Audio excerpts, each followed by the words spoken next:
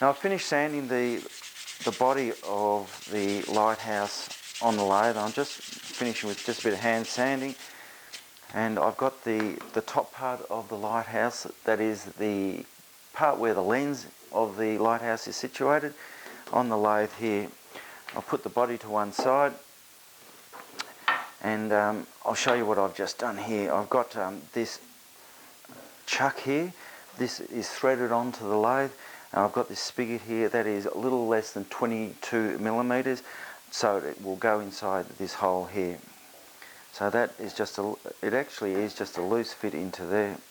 I'll bring my tailstock up, and then that's going to spin nice and true, I hope. Well, the important thing is that that's spinning true. This is just a little bit wobbling around for whatever reason, but that won't matter because we'll true that up. Now, what are we doing here?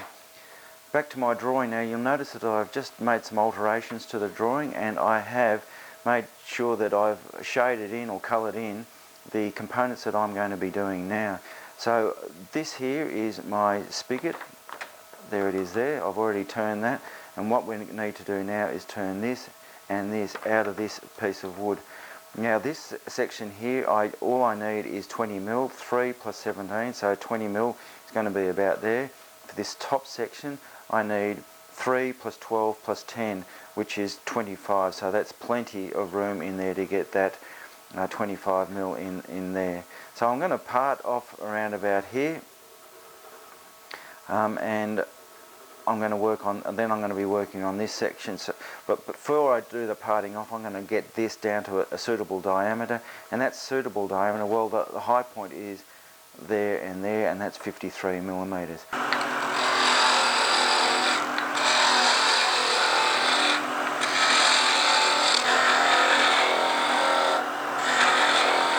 Now, if I want to do this a bit more accurately, grab the vernier calipers and your parting tool. Here we go, 55 millimeters. Now remember, there is a video showing you how I do this safely.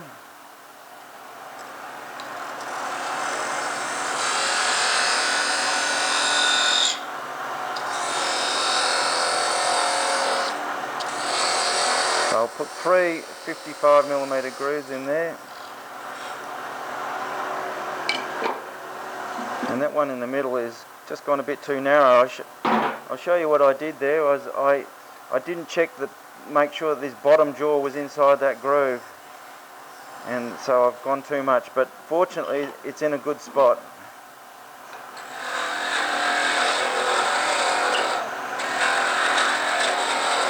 Because that's basically where I'm going to part it off anyway, so I was a bit lucky there.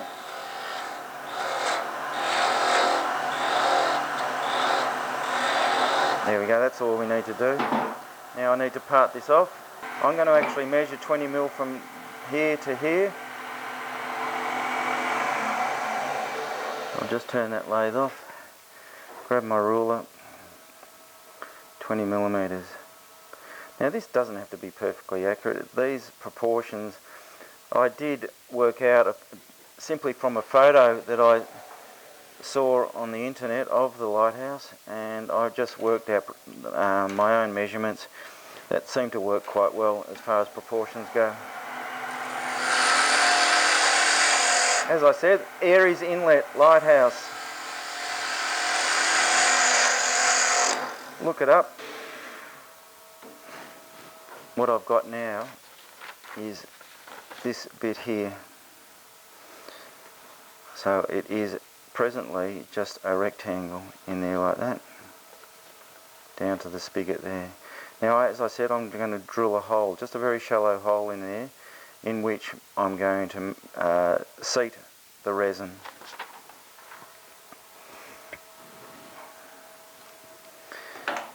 Now to do that, I'm going to have to tighten this up a little bit because that's just sloppy at the moment. How do I do that? Some paper towel. Because if I start drilling into that now, this will just spin around as soon as the drill bit comes in contact. So I'm just going to get some paper towel. I'm going to fold it, probably need to fold it over twice. So there's 4 thicknesses of paper there. and jam that down like so. Get rid of a lot of that. I'll just flap around and annoy me. Turn the lathe on, bring that centre up and tighten that up. So now that is very tight on there now, which is good. Not so tight that this tenon splits. Now I'm going to get my centre out, this centre out.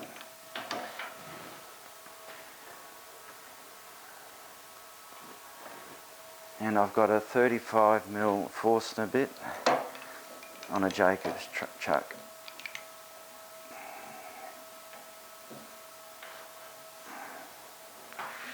Slow the lathe down.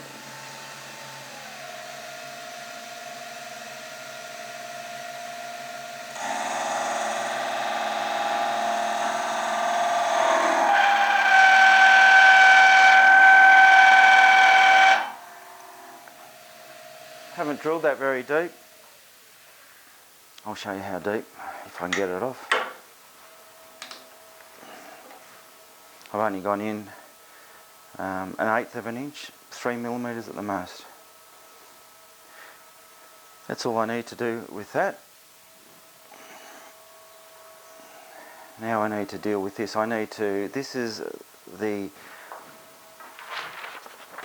This will be the top section of the lens room of the Lighthouse, and I need to drill a 35mm hole into this section as well. So I need to get this onto a chuck so I can drill that hole. Face that off first, then drill the hole. And face this off first.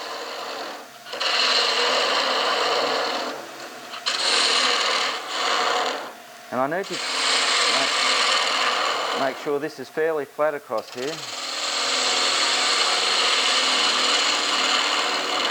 And I think the easiest way to do that is, if anything, slightly undercut that, slightly concave this, and then get some sandpaper on a piece of wood. Here's my piece of wood, flat piece of wood, some 120 grit sandpaper and sand. So this sandpaper, or the block of wood's going across both surfaces, so it's got to sand that flat. It can do nothing but.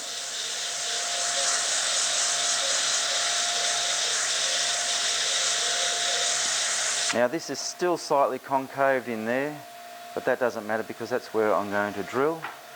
I'm going to give my drill bit a bit of a starting point.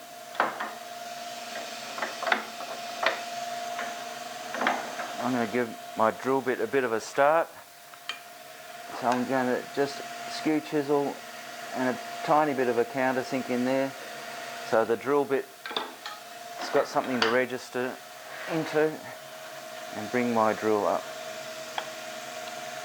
The point of the Forstner bit slides into that countersink and I can drill. Just a very shallow hole. Another 1/8 of an inch is all we need. And there we have it. Now take that out. So what have we got? We've got, I'll grab the drawing again.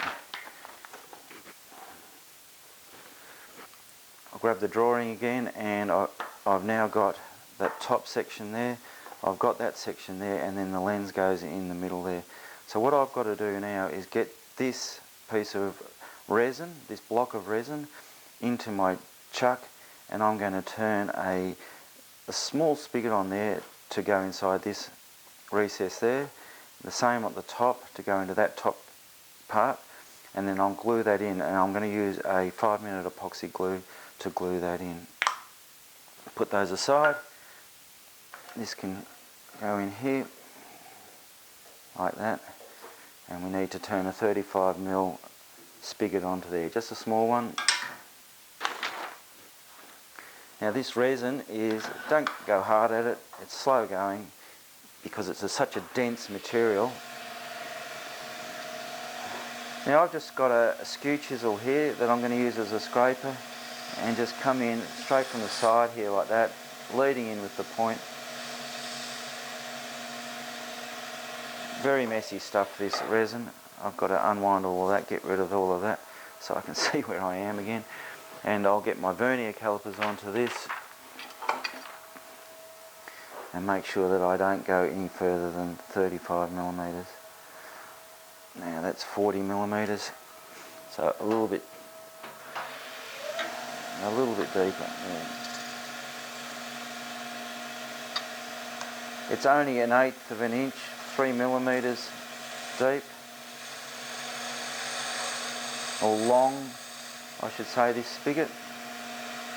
And the reason, one reason I'm using the epoxy glue to glue this in is because it is a gap filler. So if this tenon were a little bit sloppy, a bit loose, then it'll fill that gap up nicely. The other reason I'm going to use the epoxy glue is because it's clear and you won't see it, you won't see that glue. I'll just measure that, and we're down to 38 and a bit mil, so another couple of mil off there. Now there we go, we're pretty close to 35 mil there, and that's actually fitting. It's actually a bit sloppy because that hole obviously just got a little bit too big, but that's alright. Let's try the other end. Ah, there we go, that's nice and tight. So now I know what I'll do. That was going to be the top. Now the lens itself is 47 millimeters in diameter. This spigot's 35, so I can actually now start turning that down to 47 millimeters. So I'll start that while I've got it in the lathe like this.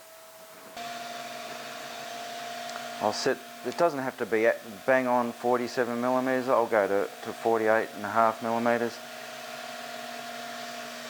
And I'm going to use this technique.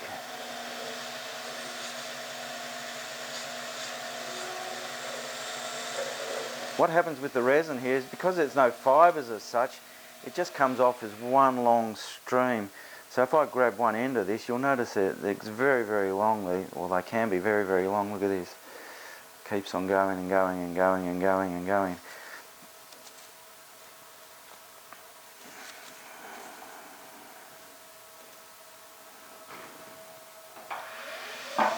So I'm going to just cut this down, scrape this down. All you need to do with resin is just scrape, sharp tools, just go slowly at it.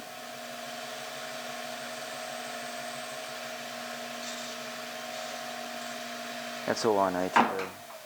Now I've got a little bit of a spigot there that I can use to turn this around and turn the other end to the size I need. There we go. Now I can turn this little section here. Well, what I should have done is I should have measured this hole first.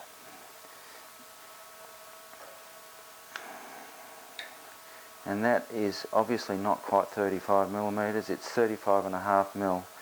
So I'm just now going to turn this one to 36 and then we'll go from there.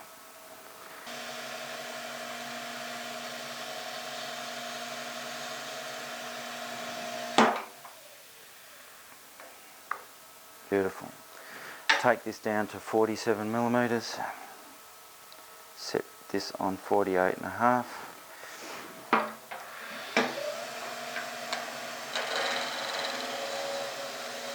And parting tool there. And get rid of some of this.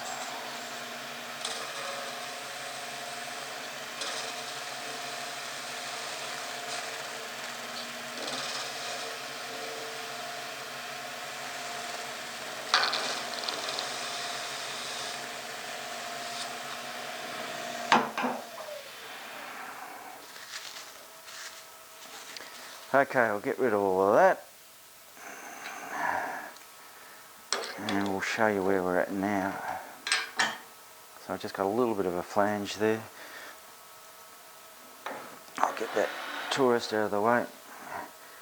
Now, bottom part, which is that one there, and then the top in here.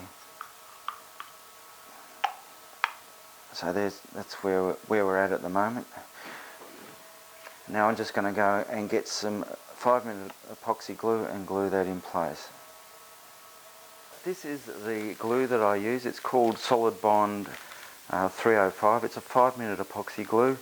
It is clear, so that's why I like it. So it dries clear, so that's why I like using it in conjunction with any clear resin that I use.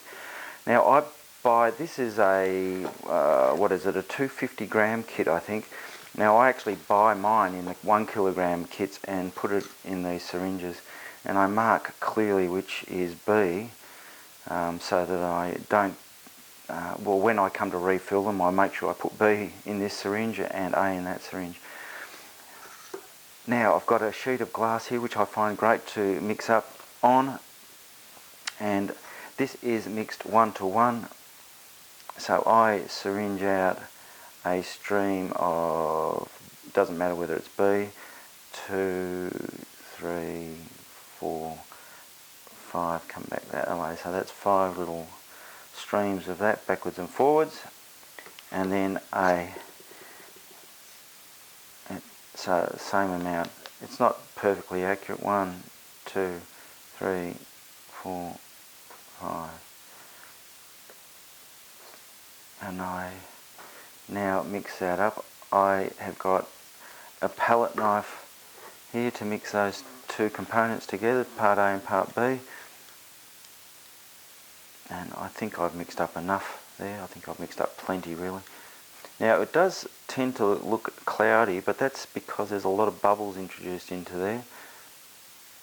And one of the reasons I like using glass is because I can reuse this, but also I can push down really hard and get rid of a lot of those bubbles. What I also can do on colder days is get a hot air gun onto this stuff, and it makes it runnier. The heat will loosen this glue up and make it really runny. So this glue is a fantastic gap filler if you're ever needing to fill some cracks or whatever in your wood. You can mix it with oxides or dyes to colour it as well. That's plenty of mixing. Glass is nice and smooth, so I can scrape all of that into one pile there. And now I'm going to start gluing up. I'm going to put this on this section here.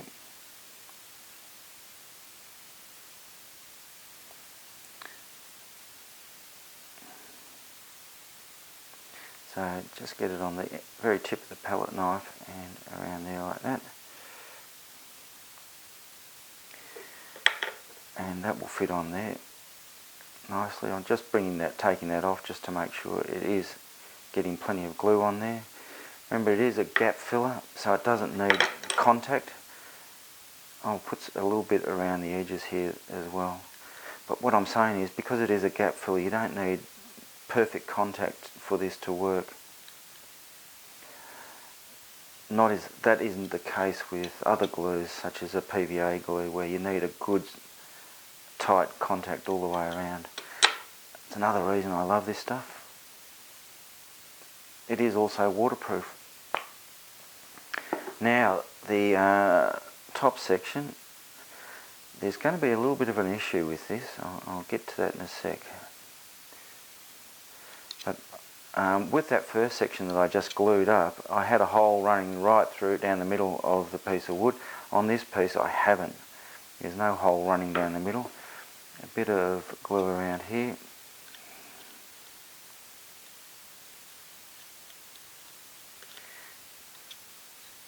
I'm not being particularly tidy with this. That'll all turn off later on. Now it says 5 minutes, but it's cured. It's touch dry in 5 minutes. It's not necessarily cured completely in 5 minutes. Now the problem here is that I've got a lot of glue in there, and there can be sort of a hydraulic effect. So I can push down, I can push those joins together, but because the glue is now under pressure when I'm pushing it down, it can force this backwards as well once I release any pressure. So at this point I'm going to get a clamp. I'll get rid of that. I'll get that that out of the way, and I've got a clamp here. So I'm going to clamp this while that dries, while the glue cures.